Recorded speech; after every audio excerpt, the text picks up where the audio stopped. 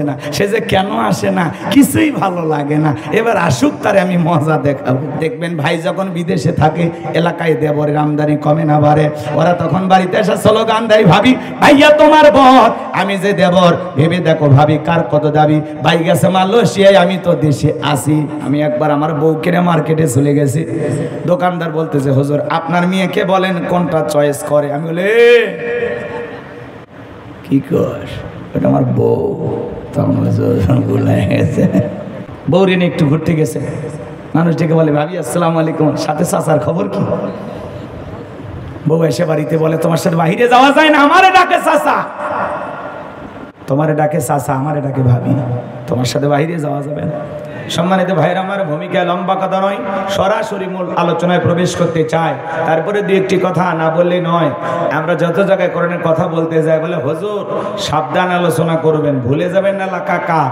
ওদের কথার সাইজ শুনে মনে হয় এলাকা ওদের বাবা, আছে না নাই? আওয়াজ দিলে পুরুষের মতো দিবেন, আপনাদের আওয়াজে বলে দেবে এই জায়গায় নরম চলবে না গরম চলবে। একটা আওয়াজ দিলে পুরুষের মতো দিবেন, পারবেন তো ইনশাআল্লাহ? হ্যাঁ, আমি করবো আওয়াজ, আপনারা দেবেন আওয়াজ, জবাব দিবেন ঠিক ঠিক। আলোচনা হবে কমপ্লিট, শ্রোতাদের স্ক্রিটে বারে বক্তার হিট, আলোচনা হবে জায়গা মতো ফিট।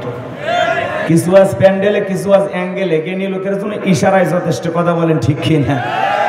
হ্যাঁ, অনেক জায়গায় ওয়াজ করতে গেলে বলে হুজুর ওয়াজ যা করবেন করবেন, খবরদার রাজনীতির কোনো আলোচনা করবেন না। আপনারাই বলেন তো আমার বাড়ি কোন জেলা? গাইবান্ধা। গরিব এলাকায় বাড়ি দেখে আমার জেলার নামটা নিতেও আপনাদের কষ্ট হচ্ছে, একটু জোরে বলেন আমার বাড়ি কোথায়? আমি আসছি কোন জেলায়? রাজবাড়ী। বিশ্বাস করে আমি গাইবান্ধা থেকে আপনাদের এলাকায় এসেছি শুধুমাত্র কোরআনের কথা বলার আশায়, এছাড়া আমার আর অন্য কোনো উদ্দেশ্য নাই। আর গাইবান্ধা থেকে রাজবাড়ির পাংশায় এসে রাজনীতি করে আমার কোনো লাভ আছে? আগামী নির্বাচনে এলাকার মহিলা মেম্বার পদেও দাঁড়ানোর কোনো চান্স আছে? তাহলে আমি কেন এখানে রাজনীতি করব? যদি করাই লাগে নিজের জেলা গাইবান্ধাই করব, কথা বলেন ঠিক কি না? এই জন্য আপনার টেনশন মুক্ত থাকবেন, আমি আপনাদের কথার সাথে একমত। আমি বাংলাদেশের রাজনীতি কোনো দলের বক্তা না, আমি রাজনীতি কোনো বক্তব্য দেব না। I you not any political word because I am not a leader of any political party. কারণ এখানে সব দলের লোক আছে, আছে না নাই? এখানে বসে আছেন আওয়ামী লীগ, বিএনপি, জাতীয় পার্টি, জামাত ইসলাম, জাসদ, পার্ষদ, চেয়ারম্যান, আরশিদ, অনেক ফুরফুরে, হাটাজের, ওলামানি জামাত, তাবলিগ, পাবলিক, ওলামা লীগ, গণফোরাম, সুসমাজ, বিপ্লবতারা, এলজিবিবি, যমুনাগরী শক্তি, পিপল সোসাইটি, 4 দল, 14 দল, 8 দল, 19 দল, 20 দল, ইসলাম বেনে বাংলাদেশ কংগ্রেস পর্যন্তই থাক। আবার ভিপি নুরির আছে গণ অধিকার পরিষদ, তৈমুর চাচা খুলেছিল তৃণমূল বিএনপি, চাচার হাতে মূলে ধরায় দিয়েছে, চাচা এখন কান্দে, কথা কোন ঠিক কিনা? ইয়া তো দলীয় লোক, যেখানে আমি কি বোকা দলীয় আলোচনা করব? এই দিক থেকে যদি একটা দলের লোক গুতা মারে, ওই দিক থেকে আর একটা দলের লোক থানায় টেলিফোন করে, আমি হুজুরের অবস্থা ভালো না খারাপ? অতএব আজকের মাহফিলে বাংলাদেশের রাজনীতি নিয়ে কোনো আলোচনা করা হবে? বলেন, বাংলাদেশের রাজনীতি নিয়ে কোনো আলোচনা করা হবে না। তবে হ্যাঁ, আমি যদি কোনো রাজনৈতিক বক্তব্য দেই, এই পৃথিবীর শ্রেষ্ঠ রাজনীতিবিদ, শ্রেষ্ঠ রাষ্ট্রনায়ক, শ্রেষ্ঠ রাষ্ট্রপতি, শ্রেষ্ঠ সেনাপতি, শ্রেষ্ঠ বৈজ্ঞানিক, শ্রেষ্ঠ দার্শনিক, শ্রেষ্ঠ বাবা, শ্রেষ্ঠ নানা, শ্রেষ্ঠ আদর্শ, শ্রেষ্ঠ মহামানব রাহমাতুল লিল আলামিনের মদিনার আদর্শের রাজনীতির কথা বলবো। আমি যদি কোন রাজনৈতিক বক্তব্য দেই, খলিফাতুল মুসলিমিন, আমিরুল মুমিনিন হযরত ওমর ফারুকের আদর্শের রাজনীতির কথা বলবো। যে ওমর ফারুক আল্লাহর জমিনে আল্লাহর আইনকে প্রতিষ্ঠিত করতে গিয়ে নিজের কলিজার টুকরা ছেলেকে পর্যন্ত ছাড় দেয় না, কথা বলেন ঠিক কিনা? সেই মদিনাওয়ালার আদর্শের রাজনীতির কথা শোনার পর আপনার যেন আবার চুলকে নিয়ে আরম্ভ না হয়। কারণ কোরআন হাদিসের হক কথা সবার পেটে হজম হয়। আপনারাই বলেন তো, সুদখোরের সামনে যদি সুদের বিষয় নিয়ে আলোচনা করা হয়, ও কি রাজবাড়ি থেকে মিষ্টি নিয়ে এসে বলবে হুজুর হা করেন একটু মিষ্টি খান, নাকি বলবে এই হুজুর এসে সুদের ওয়াজ কইরা আমার সুদের ব্যবসায় লালবাতি জ্বালাইছে, কথা বলেন ঠিক কি না? যারা ঘুষ খায়, দুর্নীতি করে, হারাম খায়, ভুড়ি বানাইছে, 26 মাসের গর্ভবতী, ওদের সামনে ঘুষের আলোচনা করলে খুশি না বেজা? যারা বেনামাজি, নামাজ পড়ে আসার খাইয়া বইরে আল্লাহ সিজদা দেয় না, ওদের সামনে নামাজ ওয়াজ করলে খুশি না বেজা? যে সমস্ত মা বোনেরা বোরকা পরে না, পর্দা করে না, বুকে ওড়না পর্যন্ত নেয় না, জিন্সের প্যান্ট গেঞ্জি পরে রাস্তাতে হাঁটে যায়, পিছন দিক দিয়ে তাকালে মনে হয় দুটো সুবেরি গাছ দাঁড়িয়ে আছে, এরকম বেহায়া ব্যাপার দাঁড়ার সামনে পর্দার আলোচনা করলে খুশি না বেজা? এক কথায় ওয়াজ যদি কারো বিপক্ষে চলে যায়, কিয়ামত পর্যন্ত সে বক্তার উপরে খুশি হবে না, কথা বলে ঠিক কি না? এজন্য পরিষ্কারভাবে একটি কথা বলে দিতে চাই, আজকের আলোচনার সভাপতি স্যারের মতো হবে না, প্রধান অতিথির মতো হবে না, মাহফিল কমিটির মতো হবে না, বক্তার মতো হবে না, শ্রোতাদের মতো হবে না। আল্লাহর কোরআন যা বলবে গোলাম রব্বানি তাই বলবে। এতে কে খুশি কে বেজার ওইটা দেখার টাইম নাই। কথা বলেন ঠিক কি না? যুগে যুগে নবী রাসূলের দাওয়াতি কাজ করেছেন, তাদের দাওয়াতি কাজেও কাফের বেঈমানরা বাধার প্রাচীর তৈরি করে দিয়েছিলেন। এরপরে আল্লাহর পয়গম্বরেরা শত বাধার প্রাচীরকে ভেঙে আল্লাহর জমিনে আল্লাহর পথে মানুষকে দাওয়াত দিয়েছেন। কথা বলেন ঠিক কি না? আপনার আমার প্রিয় নবী কালেমার দাওয়াত দিতে গিয়ে কর্ণের প্রসার করতে গিয়ে মার খেয়েছেন, রক্ত জড়িয়েছেন, দান্দার মোবারক শহীদ হয়ে গেছেন, লোহার টুপি মাথার ভিতর ঢুকে গেছেন, সাহাবা ইকরাম দ্বীনকে প্রতিষ্ঠিত করতে গিয়ে মার খেয়েছেন, রক্ত জড়িয়েছেন, জীবন দিয়েছেন। ও বাংলার মুসলমান, 1971 সালে এদেশের মাটির জন্য, এদেশের স্বাধীনতার জন্য আপনার আমার পূর্বপুরুষেরা যদি রক্ত দিতে পারেন, জীবন দিতে পারেন, প্রয়োজন যদি হয় আল্লাহর জমিনে আল্লাহর দ্বীনকে প্রতিষ্ঠিত করতে গিয়ে, কোরআনের সমাজ কায়েম করতে গিয়ে নবীদের মতো সাহাবা ইকরামদের মতো বুকের তাজা রক্ত দিতে হয়, কারা কারা দিতে রাজি? দুই হাত তুলে আল্লাহকে দেখান। লিল্লাহি তাকবীর। ভয় পাচ্ছেন নাকি আপনারা? লিল্লাহি তাকবীর। হাত সোজা করেন, টান টান করে তোলেন। ওই যে মাঝে মাঝে হাত বেঁকা করে তুলেছেন, দুই হাত সোজা করার শক্তি নেই। আপনি পুরুষ মানুষ, দুধ ডিম ভিটামিন ক্যালসিয়াম মাঝে মাঝে কিনে খাবেন, একেবারে দুর্বল হলে চলতে পারবেন। হাত সোজা করেন, সোজা করেন। আমার আল্লাহ রাব্বুল আলামিন বলেন, ইন্নাল্লাহা আশতারা মিনাল মুমিনিনা আনফুসাহুম ওয়া আমওয়ালাহুম বিআন্না লাহুমুল জান্নাহ। সূরা তাওবার 111 নম্বর আয়াতে আল্লাহ পাক জানিয়ে দিলেন, নিশ্চয়ই মুমিন বান্দাদের জান মাল আমি আল্লাহ ক্রয় করে নিয়েছি, বিনিময়ে দেব জান্নাত। বলুন সুবহান। তাহলে বলেন তো বাজান, আপনার আমার জীবনের মালিক কে?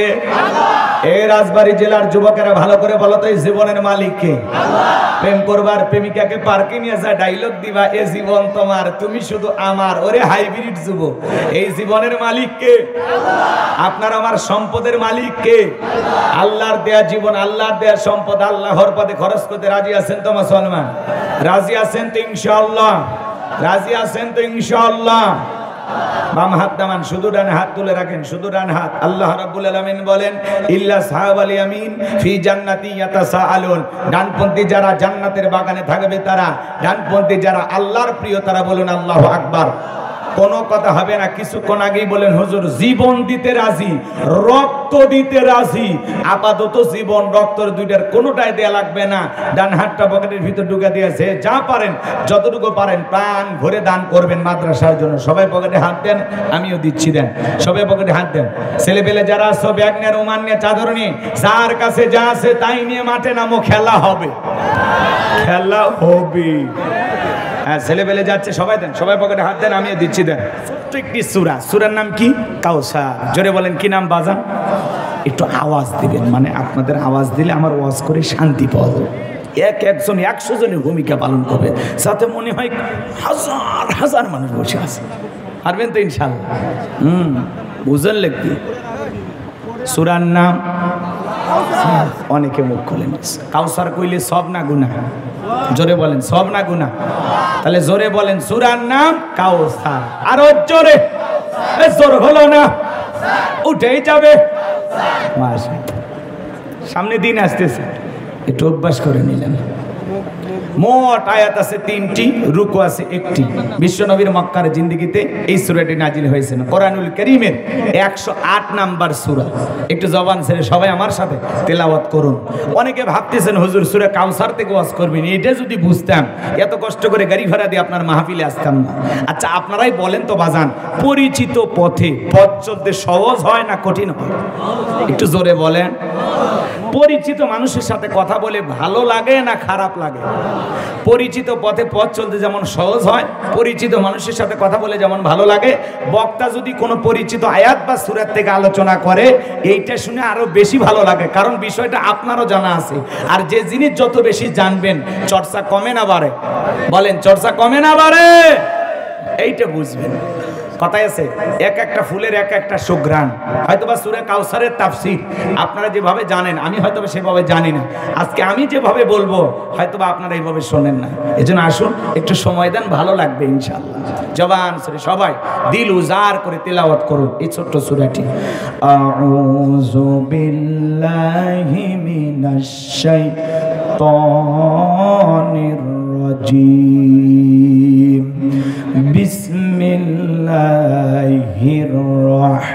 রহমানির রহিম।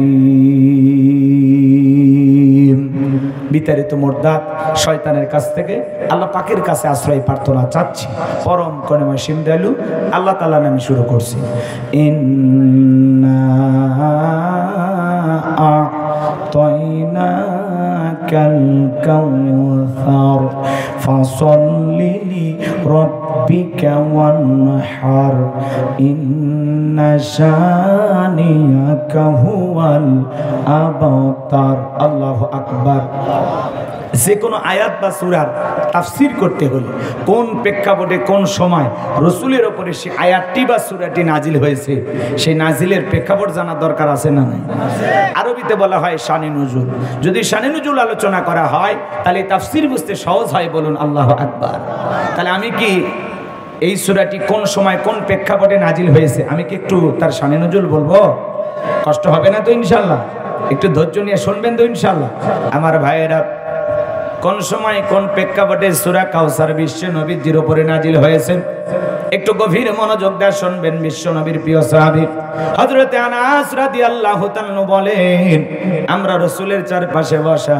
হযরত আনাস ডেকে বলেন, আমি তাকায় দেখি নবীজির মনটা ভীষণ খারাপ, মুখটা মলিন, চোখের কোণা দিয়ে অশ্রু ঝরতেছে।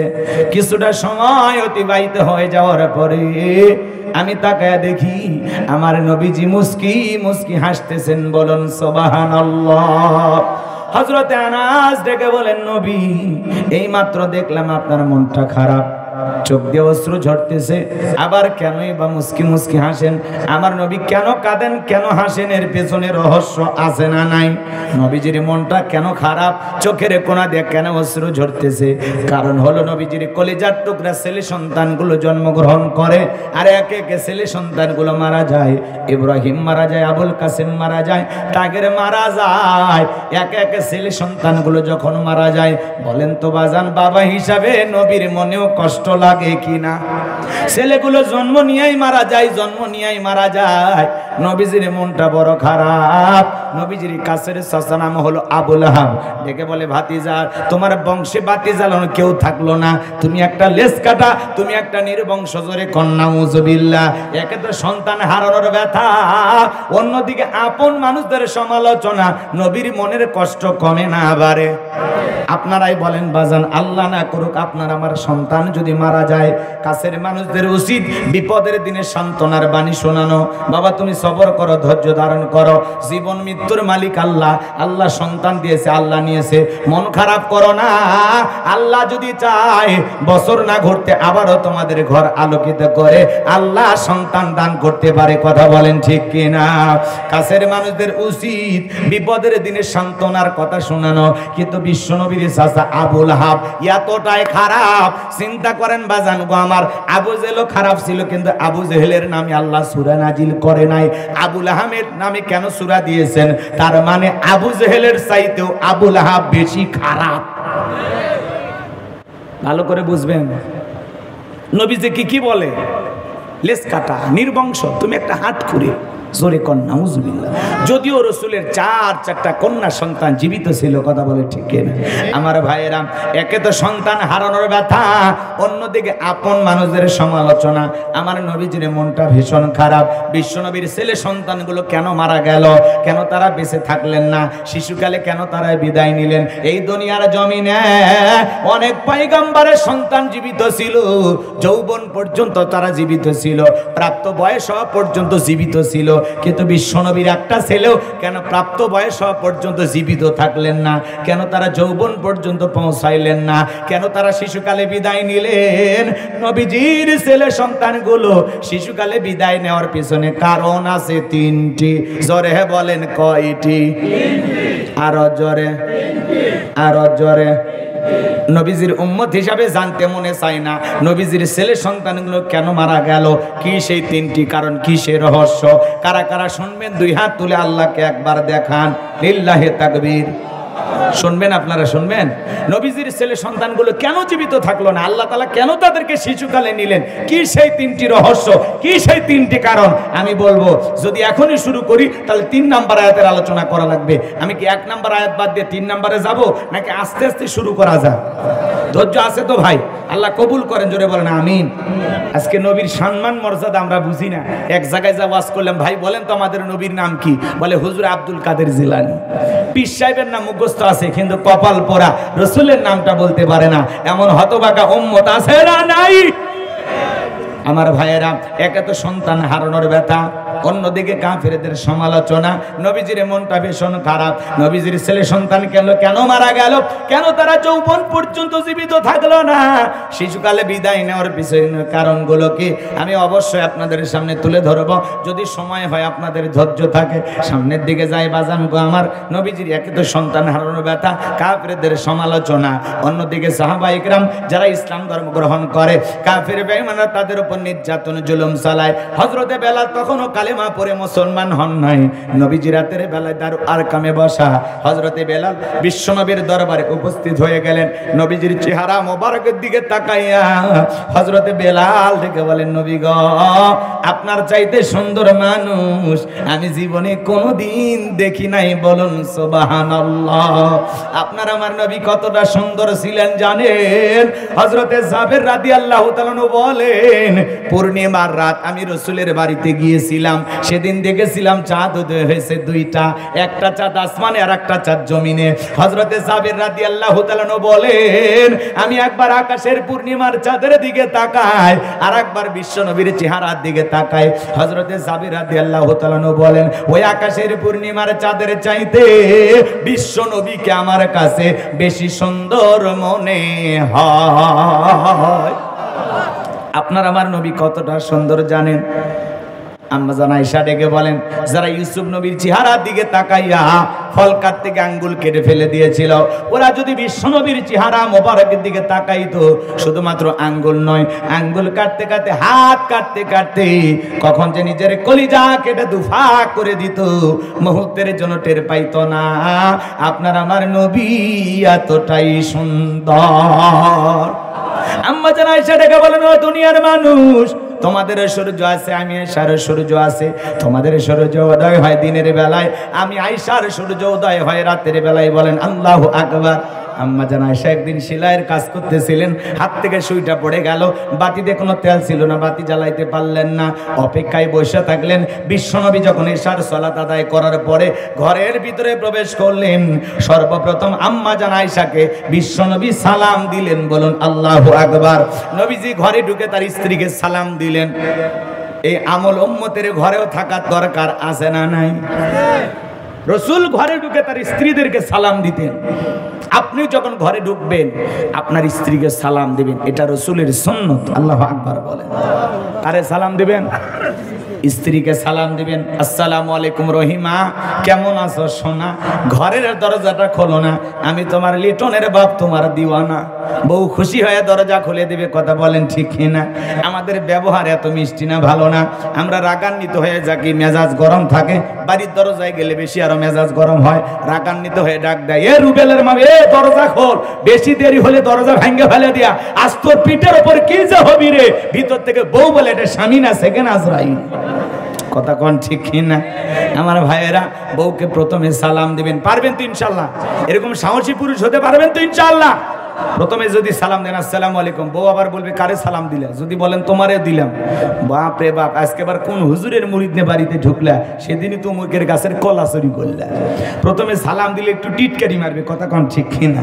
কারণ আপনি তো হঠাৎ পরিবর্তন হয়েছেন, এজন্য 2-4 দিন দিতে দিতে অভ্যাসে পরিণত হবে। পারবেন তো ইনশাআল্লাহ?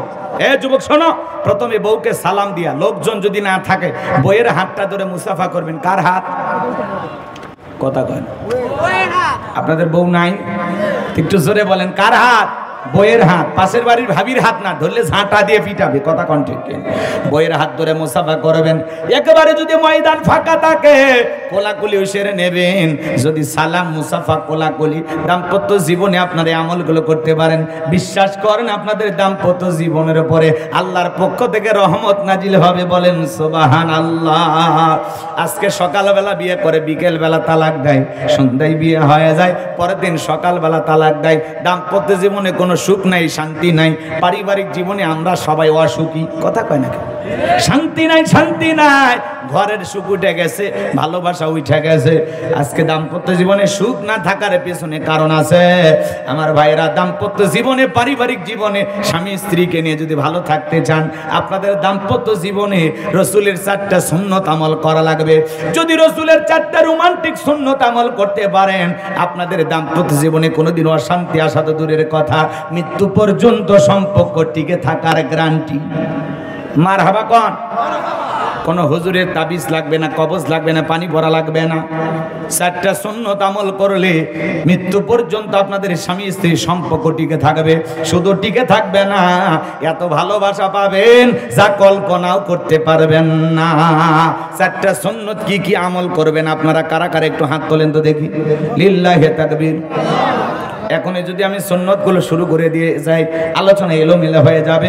ধৈর্য নিয়ে বসে থাকেন, যদি শেষে মনে করায় দেন বলার চেষ্টা করব ইনশাআল্লাহ। কষ্ট হচ্ছে আপনাদের? তাহলে ঘরে ঢুকে স্ত্রীকে সালাম দিবেন, পারবেন তো ইনশাআল্লাহ? এক জায়গায় ওয়াজ করতে গেলাম, বলে হুজুর বউকে সালাম দিতে কি আমার শরম লাগে। আমি তখন বললাম বাচ্চা কাচ্চা কয়টা? কয়টা? 3টা। 3টা সন্তানের বাবা হয়ে গেল, কথা বোঝেন নাই? শরম লাগে না? বউকে সালাম দিতে গিয়ে শরম লাগে, ওটা শরম না শয়তানি, কথা কয় না?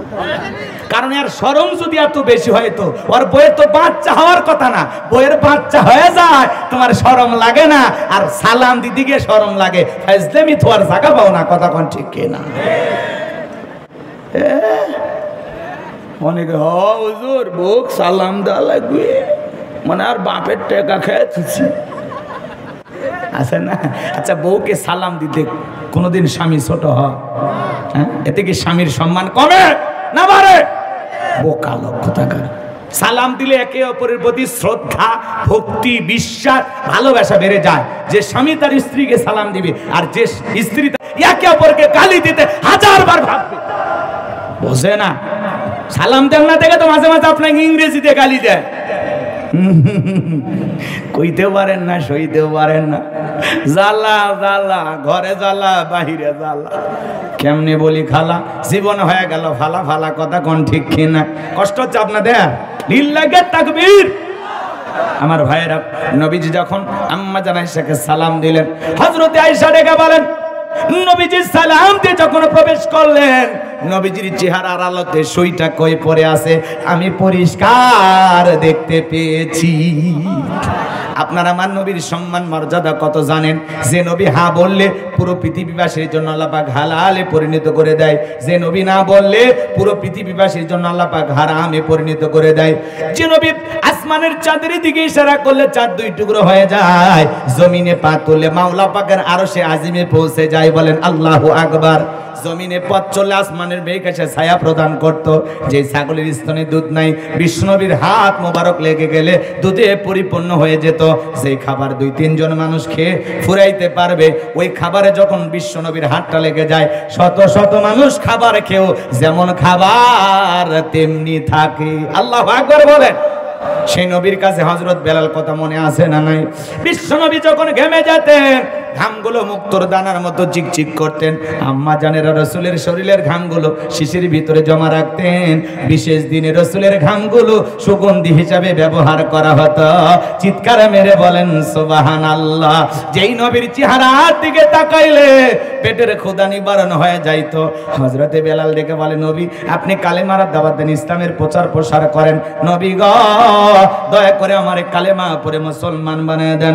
বিশ্বনবী হযরত বেলালকে কালেমা পড়ায় দিলেন, লা ইলাহা ইল্লাল্লাহ ইল্লাল্লাহু মুহাম্মাদুর রাসূলুল্লাহ সাল্লাল্লাহু আলাইহি ওয়াসাল্লাম। হযরতে বেলাল কালেমা পড়ে মুসলমান হয়ে গেল।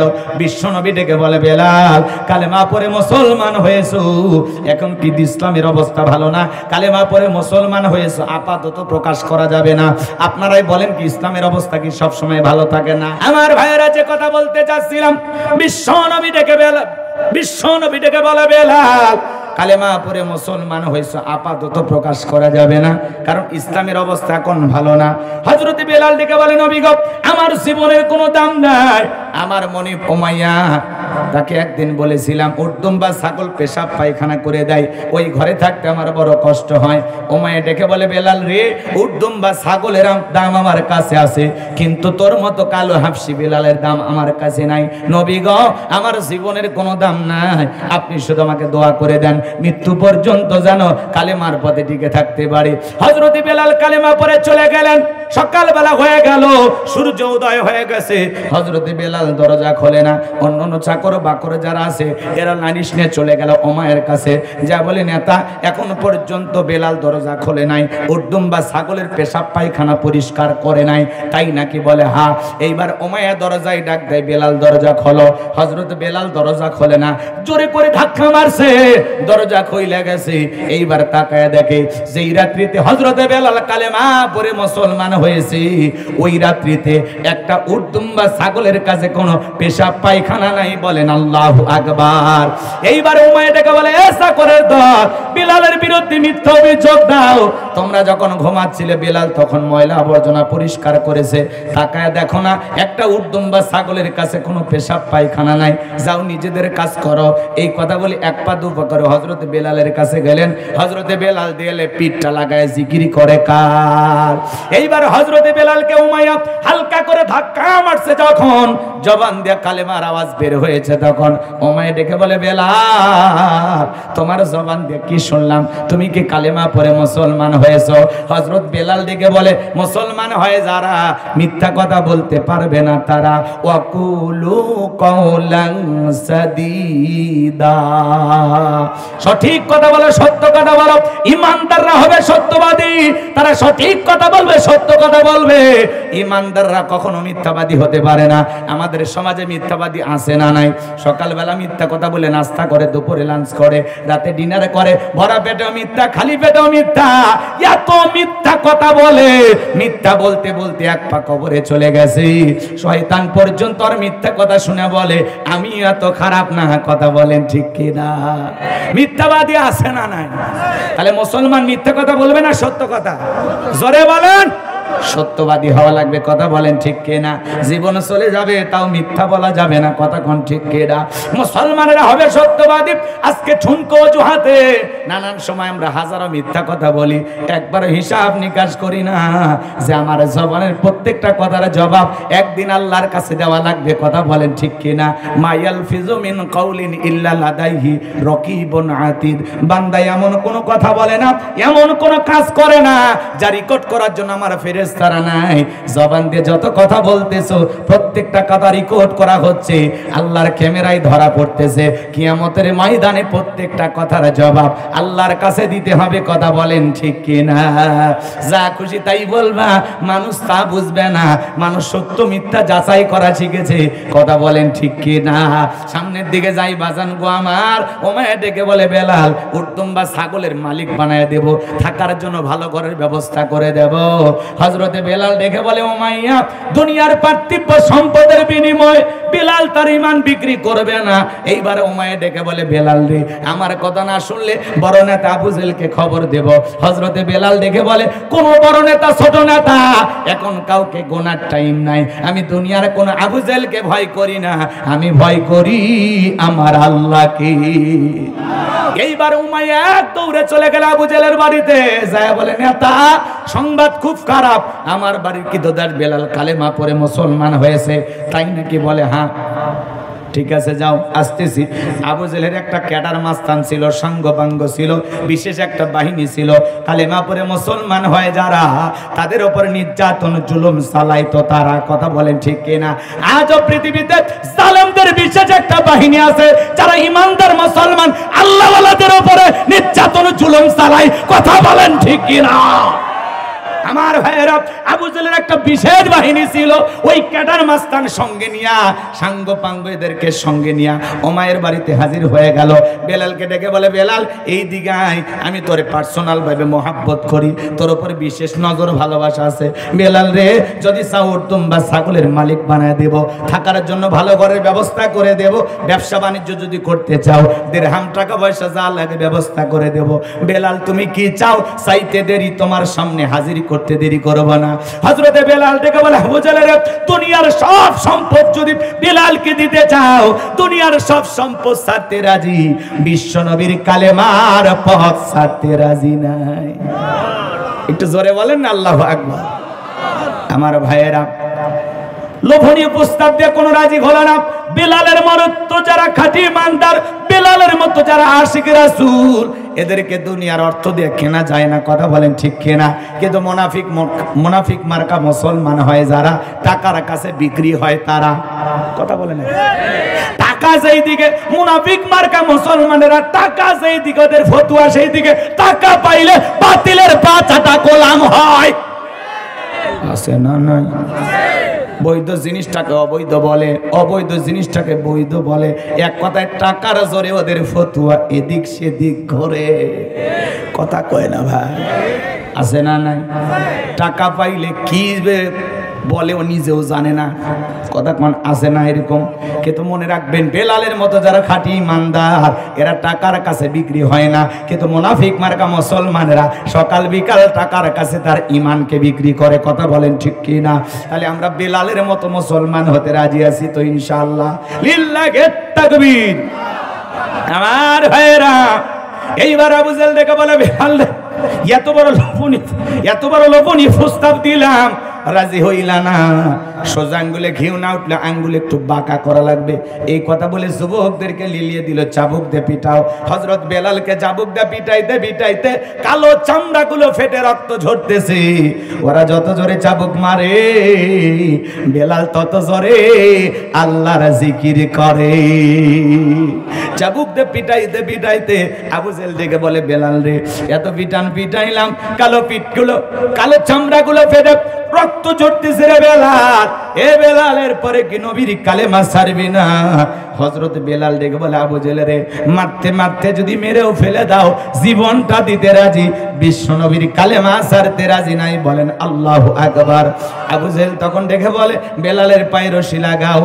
হযরতে বেলালের পায়ে রশি লাগায়া মরুভূমির উত্তপ্ত গরম পানিতে, পায়ের ভিতরে মরুভূমির উত্তপ্ত গরম বালিতে পায়ের রশি লাগায়া শেষরায় নিয়ে ঘোরা হলো। আরবের বালিগুলো এত গরম ছিল তখন, চাল দিলে মুড়ি হয়ে যাইত। মরুভূমির উত্তপ্ত বালিতে হযরত বেলালের পায়ের রশি লাগায়া শেষরায় নিয়ে ঘোরা হলো। বাবুলা গাছের কাটা হলো, জিহ্বার ভিতরে পেরেকের মতো পারা হলো। এত কষ্ট নির্যাতন জুলুম করার পরে বেলালকে ডেকে বলে, বেলাল, চাবুক দিয়ে পিটাইলাম, পায়ে রশি লাগাই নিয়ে ঘুরলাম, এত কষ্ট নির্যাতন জুলুম তোর উপরে করা হলো রে বেলাল, এরপরে কি নবীজির কালেমা ছাড়বি না? হযরতে বেলাল দেখে বলে, আবু জেল রে, মারতে মারতে যদি মেরেও ফেলে দাও, বেলালের নিঃশ্বাস থাকবে যতদিন, বেলাল বিশ্ব নবীর কালেমার পথে টিকে থাকবে ততদিন। বলেন আল্লাহু আকবার। এইবার আবু জেল দেখে বলে, যুবকেরা দল, বিশাল বড় একটা পাথর কয়েকজন যুবক মিলে নিয়ে আসো, বেলালের বুকের উপরে চাপায়া দাও। বিশাল বড় একটা পাথর নিয়ে আসা হযরতে বেলালের বুকের উপরে চাপায়া দেওয়া হলো। আবু জেল তারা চিন্তায় ভেবে নিল, এটা যেই পাথরের চাপার আঘাতে বেলাল মারা যাবে, এইটা ভেবে কাফেররা চলে গেল। হযরতে বেলালের বুকের উপরে পাথর, এরপরে জিহ্বা নাড়ায় জিকির করে কার? হযরতে বেলাল জিহ্বা নাড়ায় আল্লাহর জিকির করে। আল্লাহ রাব্বুল আলামিনের জিকির বন্ধ করে না, আল্লাহ রাব্বুল আলামিনের জিকির বন্ধ করে না। হযরতে বেলাল জিহ্বা নাড়ায় আল্লাহর জিকির করে। এত কষ্ট নির্যাতন জুলুম তো আপনার আমার উপরে আসে না, তারপরেও কেন আল্লাহর জিকির আমরা করি না? বাজানকে জিকির করার জন্য আলাদা সময় লাগে না, মাঠে কাজ করতে করতে জিকির করা যায়, রিক্সা ভ্যান চালাইতে জিকির করা যায়, ব্যবসা বাণিজ্য করতে করতে জিকির করা যায়, চাকরিতে আপনি আসেন ওই জায়গায় ফাঁকা সময় পাইলেও জিকির করা যায়। সব সময় জবানে জিকির থাকতে হবে কার? হাদিস শরীফের ভিতরে আসছে যার জিহ্বাটা আল্লাহর জিকিরে সব সময় ভিজা থাকবে ওই জিহ্বাওয়ালা মানুষ কোনোদিন জাহান্নামের আগুনে জ্বলবে না। চিৎকার মেরে বলুন সুবহানাল্লাহ। তাহলে সব সময় আমরা জিকির করব কার? ফাযকুরুনি আযকুরুকুম ওয়াশকুরুলি ওয়ালা তাকফুরুন। বান্দারে তোমরা আমি আল্লাহকে স্মরণ করো, আমি আল্লাহও তোমাদেরকে স্মরণ করব। গভীর মনোযোগ দিয়ে শুনবেন বাজান গো আমার।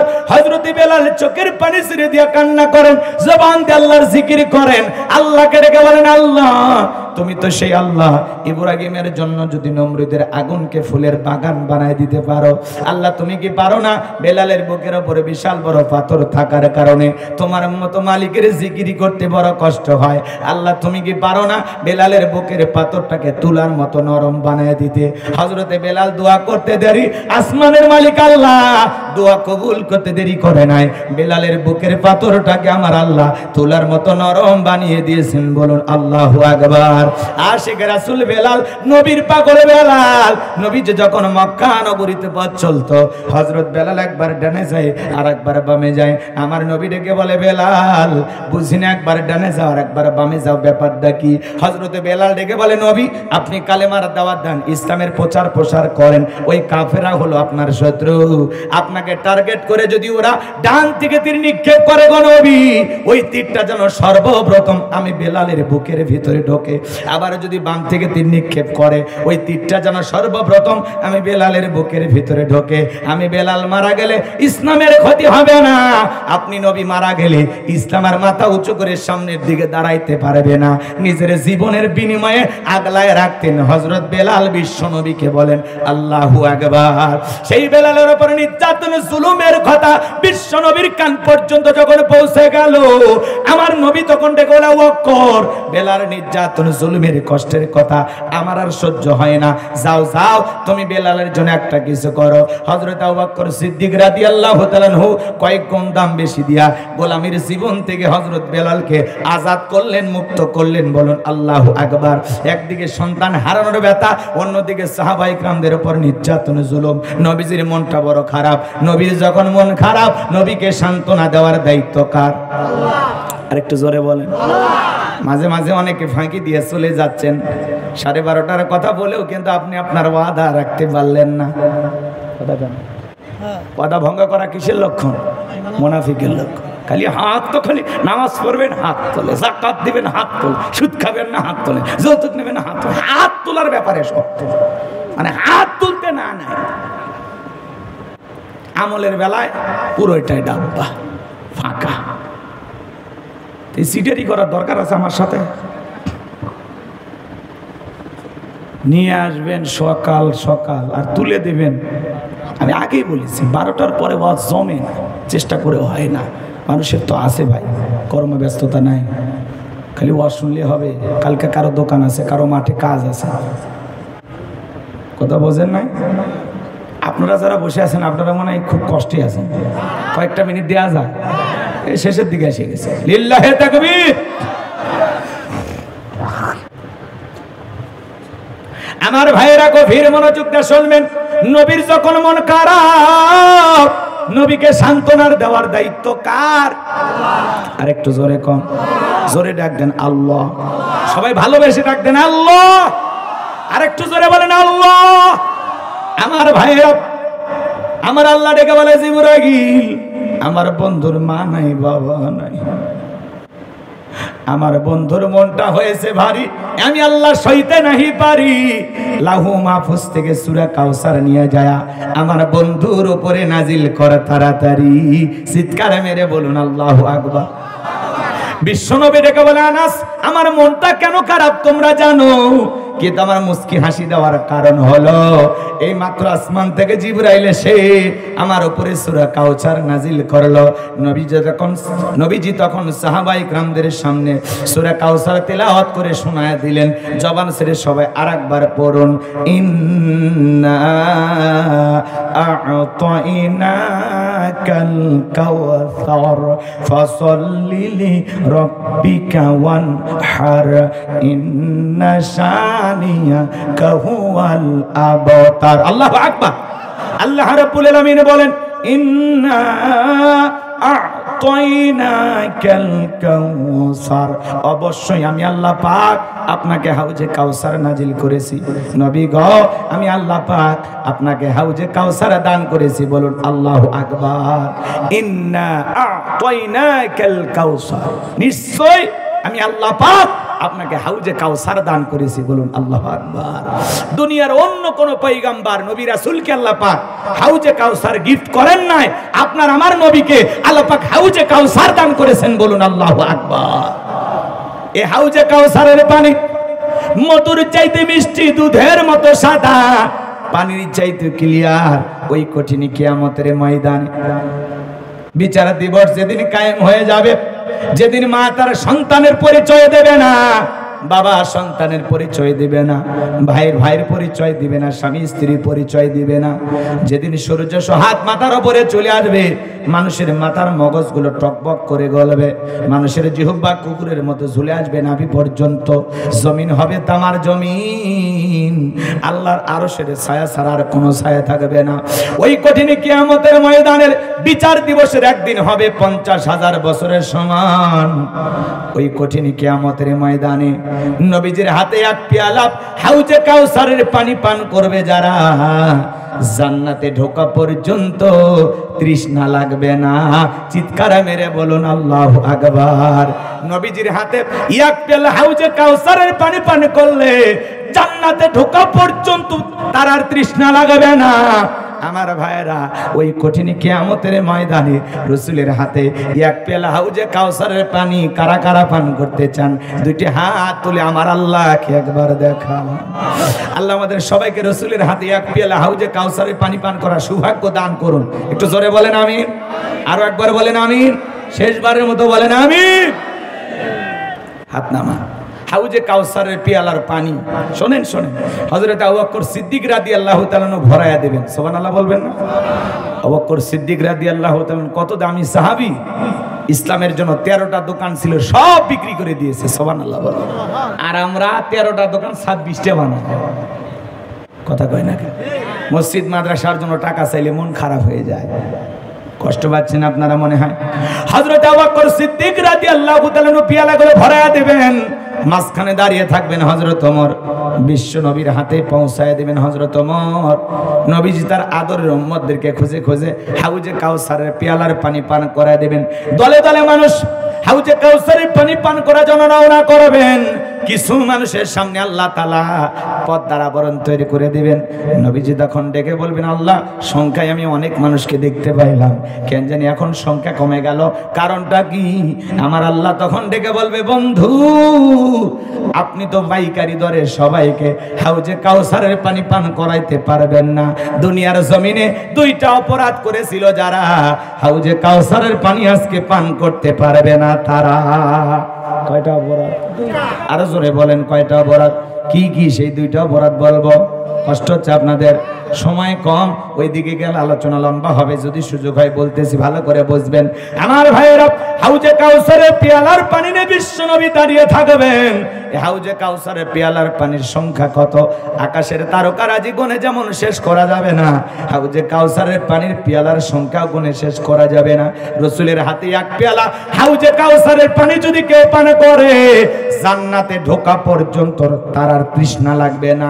নবীর হাতে হাউজে কাউসারের পেয়ালার পানি পান করবেন, রাসূলকে দেখাও হবে, তার হাতে হাউজে কাউসারের পানির পেয়ালাও পান করা হবে।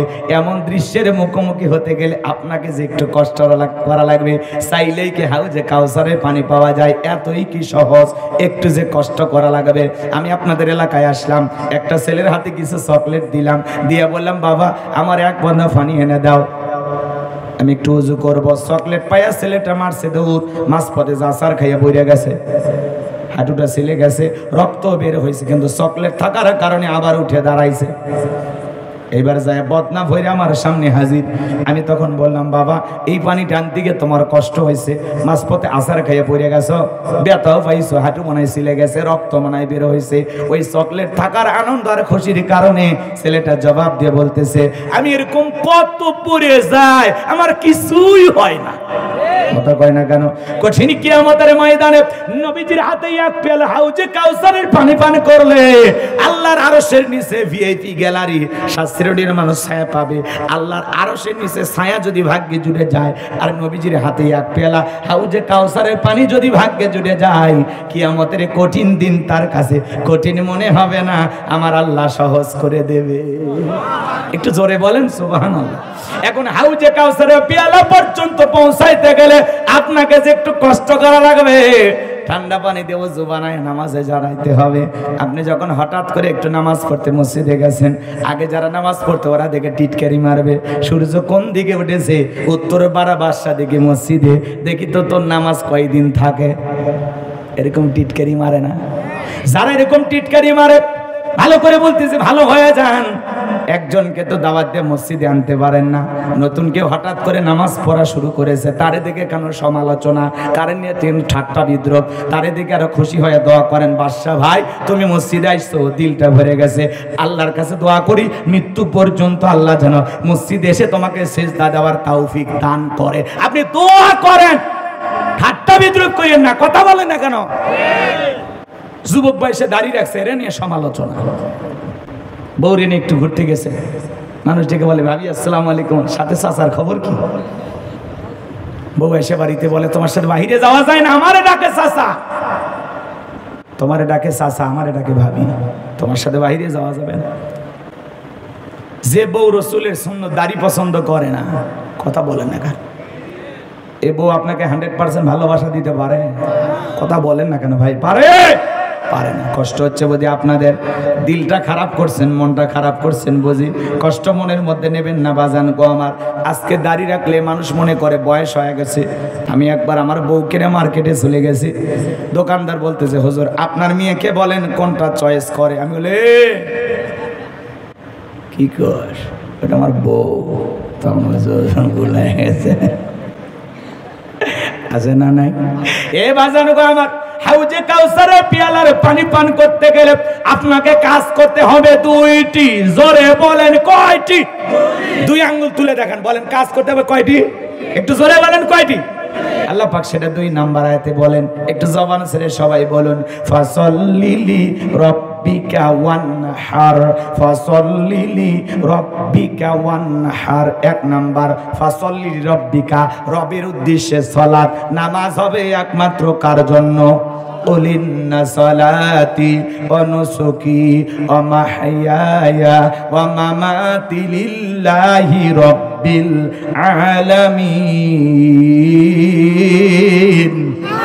নবীজি আপনি বলেন, আমার নামাজ, আমার কুরবানি, আমার জীবন, আমার মরণ লিল্লাহি রাব্বিল আলামিন, আসমান জমিনের প্রতিপালকের জন্য। তাহলে মুমিন জীবনের সালাত হবে একমাত্র কার জন্য? ফাসাল্লি রব্বিকা, রবের উদ্দেশ্যে সালাত। সালাত আদায় করা লাগবে একমাত্র আল্লাহ তাআলাকে রাজি খুশি করার জন্য। কথা বলে ঠিক কি না? নামাজ যদি নামাজের মতো আদায় করেন, আমার আল্লাহ ডেকে বলেন, ফালিয়াবুদু রাব্ব হাযাল বাইত আল্লাযী আত'আমাহুম মিন জু' ওয়া আমানাহুম মিন খাউফ। আমার আল্লাহ ডেকে বলেন, এই ঘরের মালিকের ইবাদত করো। ইবাদত যদি ইবাদতের মতো করতে পারো, নামাজ যদি নামাজের মতো আদায় করতে পারো, বান্দারে 5 ওয়াক্ত সালাতে মাথা নত করো, আমি আল্লাহকে যদি সিজদা দিতে পারো, নামাজ যদি নামাজের মতো হয়, আমি আল্লাহ পাক তোমাদেরকে 2টা জিনিস দেব। 1 নাম্বার, বান্দারে রিজিকের টেনশন করা লাগবে না, আমি আল্লাহ রিজিকের ব্যবস্থা করে দেব। বলেন তো রিজিক দেওয়ার একমাত্র মালিক কে? ওয়া মা মিন দাব্বাতিন ফিল আরদি ইল্লা আলাল্লাহি রিজকুহা। আল্লাহ ডেকে বলেন পৃথিবীতে এমন কোন বিচরণশীল প্রাণী নাই যার রিজেকের ব্যবস্থা আমি আল্লাহ আসমান থেকে করি না। ওই আটলান্টিক মহাসমুদ্রের 33,000 ফিট গভীরতলে পানির নিচে থাকা ছোট্ট একটা প্রাণী, তার রিজেকের ব্যবস্থা আসমান থেকে করেন তিনি কে? রিজেক দেওয়ার একমাত্র মালিক কে?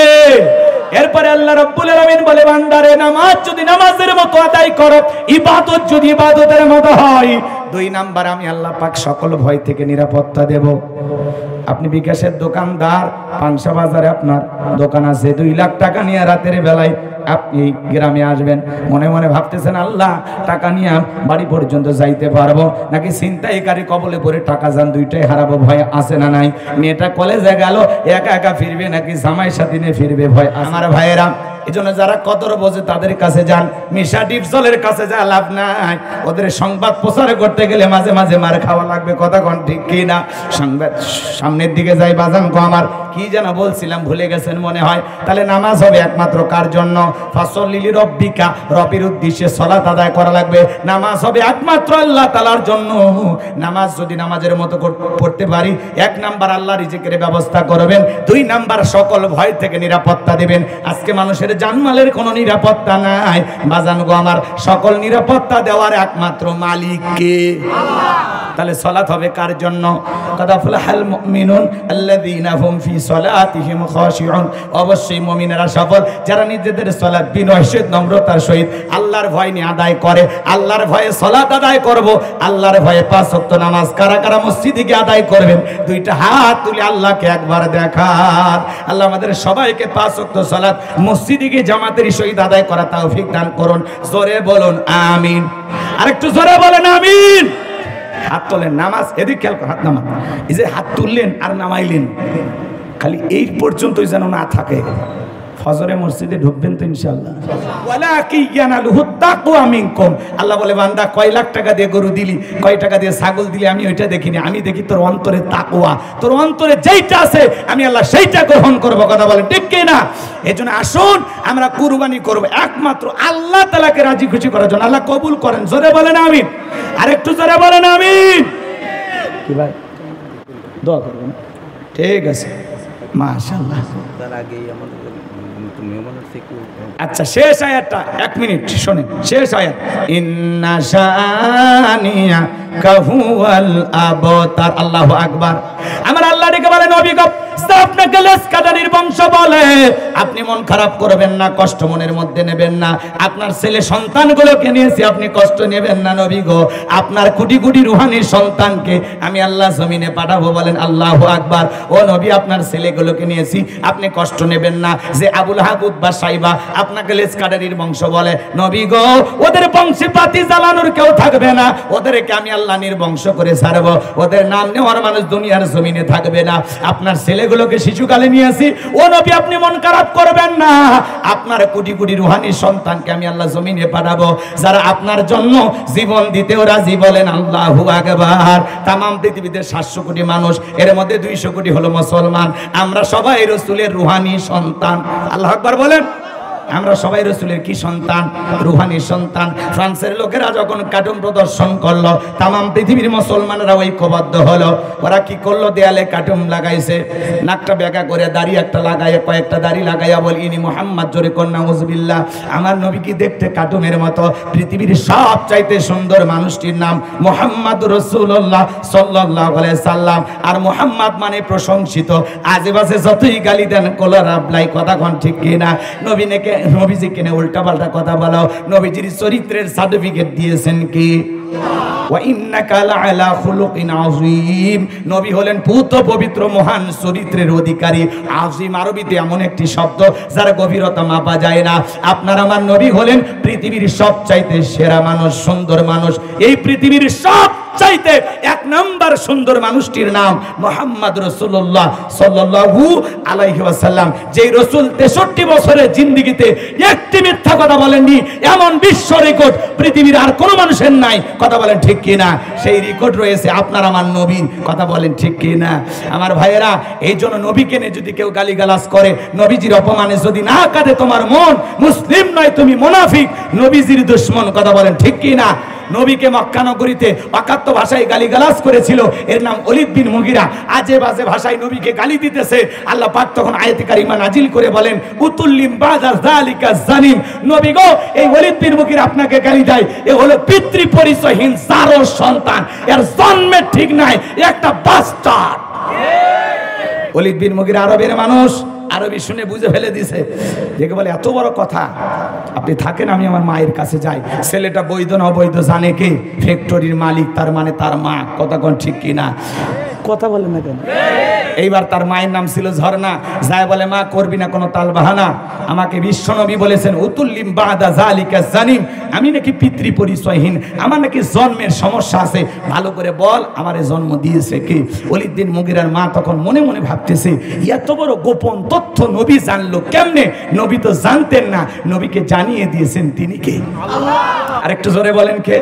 আমার ভাইয়েরা, ওলীদ বিন মুগীরার মা তখন বলতেছে, বাবা আমারও বয়স হয়ে গেছে, মিথ্যা বলবো না, তোর বাবা ব্যবসা বাণিজ্যের কাজে এতটাই ব্যস্ত থাকতো, তোর বাবা ব্যবসা চেনে, তোর বাবা টাকা চেনে, কিন্তু তোর মায়ের ভালোবাসা বোঝে না, সে যে কেন আসে না কিছুই ভালো লাগে না, এবার আসুক, তারে আমি মজা দেখাবো। কথা কয় না কে? তোর বাবা ব্যবসা বাণিজ্যের কাজে এতটাই ব্যস্ত থাকে, আমার যৌবনের সোনালী দিনগুলো চলে যায়, তোর বাবা আমার দিকে ফিরেও তাকায় না। দেখবেন ভাই যখন বিদেশে থাকে, এলাকায় দেবরের আমদানি কমে না বাড়ে, ওরা তখন বাড়িতে এসে স্লোগান দেয়, ভাবি ভাইয়া তোমার বর, আমি যে দেবর, ভেবে দেখো ভাবি কার কত দাবি, ভাই গেছে মালয়েশিয়ায়, আমি তো দেশে আসি। কথা কন না কেন?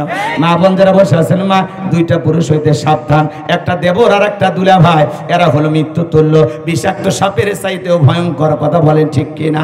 মহিলা মা বোনদেরকে আলোচনা করার সময় আমার হলো না।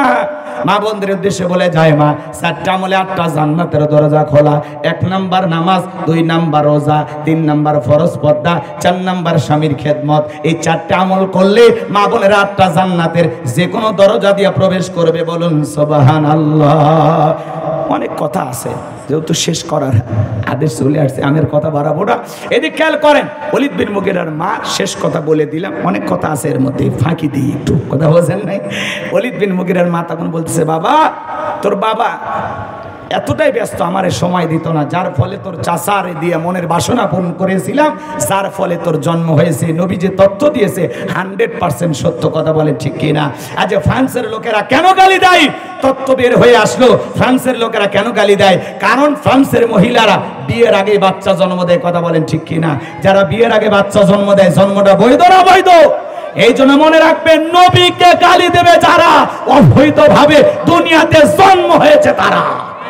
বিশ্ব নবীকে নিয়ে যদি কেউ বাজে মন্তব্য করে, অকাত্য ভাষায় গালিগালাজ করে, ওই নাস্তিক বেঈমানকে ধইরা ওর জিহ্বা টান দিয়ে ছিঁড়ে কুকুরকে খাওয়ায় দেব। কথা বলেন ঠিক কিনা?